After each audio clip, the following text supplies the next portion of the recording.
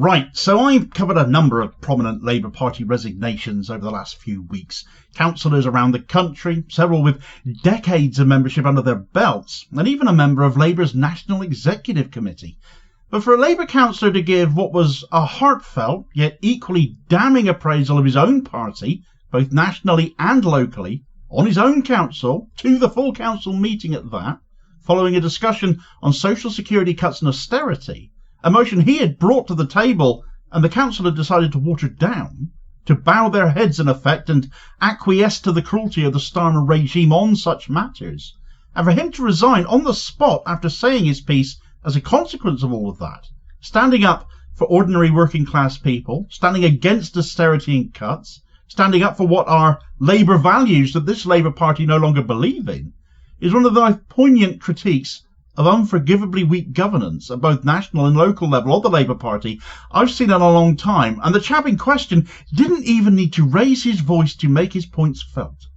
So take a look at now independent Councillor Jakob Williamson's evisceration of what passes for the Labour Party, saying what so many of us now feel. It's not in the best interests of my residents to remain in this group or in this party. So effective immediately, I'm resigning the Labour whip and resigning my membership, and I will sit on the opposition benches. Thank you. The Labour group said it challenged the government seriously when it did things the group didn't agree with, but instead of supporting a perfectly good motion, you've watered it down and added a few mealy-mouthed words in, a few mealy-mouthed amendments. And knowing how the group operates, it's such a farce, right? It is such a farce. You will have sent it off to the party to get it approved before you put the amendment in. So you've asked the people we're criticising to check it before putting it into this council. Just what's the point? They're just pathetic games. After everything this government's done, and you're going to try and deflect it back onto the Tories, try and deflect it back onto the Lib Dems, but it's our government doing this now. And they're breaking every value we're supposed to hold dear in the party. They're breaking every principle this group, the leader and deputy leader in the past, have claimed to hold.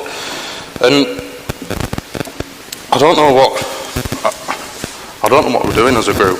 It seems we're trying to play this halfway game of trying to show as residents we're doing some criticism, but just enough, just not stepping over the line. I know we're here to genuinely represent as residents, or we're more bothered about as positions and as allowances. That's what it comes down to for me. Right, I've been kicked off the Transport Committee for the budget meeting. It doesn't bother me. Can you speak to the amendment, please, not your personal issues with the council? Thank you. And I think a lot of councillors in this chamber need to seriously understand the problems people are having in this district. They can't go on any longer with more cuts to services, with more cuts to disability benefits. I've struggled myself in life, and I'm not going to stand by and watch a party in government that I've given a lot of my life to go and attack those people and try and put them in a position that I've been in myself in the past. And this group needs to be doing more. Just weekly asking them to rethink or kindly asking them to change course isn't enough. Right, we need to be demanding the change course. We need to be working with other councils. We need to be working with the unions to try and bring about some more positive change where we're not cutting we're not cutting disabled people's benefits. We're not freezing grandmas. We're not keeping hundreds of thousands of kids trapped in poverty. That's not the Labour Party I want to be part of. That's not a group that's just going along with things like that. Is not one I want to be part of. And after this attempt at watering down the motion, the statement the other week, the weak statement and the austerity and the benefits cuts, it's not in the best interests of my residents to remain in this group or in this party. So effective immediately, I'm resigning the Labour whip and resigning my membership, and I will sit on the opposition benches. Thank you. Right, so that was Councillor Jakob Williamson's resignation speech from the Labour group on Wakefield Council, along with his resignation from the Labour Party itself. And it was damning, wasn't it? But it was on point too, all the way. A council here that cannot think for itself, apparently. The amendments seemingly having to be approved by the Central Party before going forwards to this meeting. So an motion on welfare cuts and austerity at the hands of a party leadership that should be naturally opposed to such things, yet under Keir Starmer's Labour embraces it. They have to approve such matters, approve criticisms of themselves coming from local council groups, local parties, local representatives. And what is that in a democracy when only party-approved complaints are allowed to stand then effectively? And wasn't it telling when the mayor interrupted him to demand that Williamson speak to the amendment rather than listen to any of the points he was trying to make? He was actually speaking to the amendment in my mind there, how watered down and pathetic it had been made, how it had to be vetted first by the control freaks in the Labour Party up the line first, but not paying attention, the slightest bit of attention, to the valid points about Labour existentialism, frankly, that Jakob Williamson was making. It made me smile, actually, that he continued right where he left off, not being cowed, not being put off, not being defeated in the slightest by that intervention. And actually, I think it might have been the last straw for him. In fact, I know it was, going by his comments later on, which I'll come on to, since he said that he didn't go into that meeting with the intention to resign, and yet at the end of his oratory, his condemnation of Labour going against everything he joined the party for, that is exactly what he did, and the applause he got from the opposition was absolutely deserved after that. For full context, however, it wasn't just off the back of this meeting that matters had come to a head for Councillor Williamson. Back at the beginning of March, Wakefield's Labour-run council put forward a budget that was austerity through and through. Having campaigned for an end to austerity, for the change in this country that Keir Starmer swore blind he represented at the general election, no more council tax rises, the council jumped to Starmer's tune, it seemed, and put forward more of the same. As if the Tories had never left power last year at all, something we've all become more and more familiar with as we've seen more and more of what Starmer really stands for. It's the cost of living bites, and Labour choosing to target pensioners and their winter fuel allowances, and the disabled for their benefits which allow them to live a decent, dignified everyday life that aren't in-work benefits at all rather than taxing wealth, taxing the rich, and still vehemently refusing to do so even now, as Rachel Reeves' accounting apparently implodes once more. Water and energy bills are soaring, the refusal to lift the two-child benefit cap, keeping too many kids in poverty. And with Williamson representing what is, in his words, a quite deprived area, a working class area, where incomes are low and reliance on benefits to top up wages to get by is the norm, through no fault of the people affected at all, even more expense inflicting even more poverty, was not something Williamson was going to support. So come the austerity budget of Wakefield Council on the 5th of March, he voted against it. And together with criticisms he had made at a budgetary meeting aimed at the National Party 2 days previously, this ended up with him being suspended from the party as a result. Putting his residents first is a punishable offence in Starmer's Labour.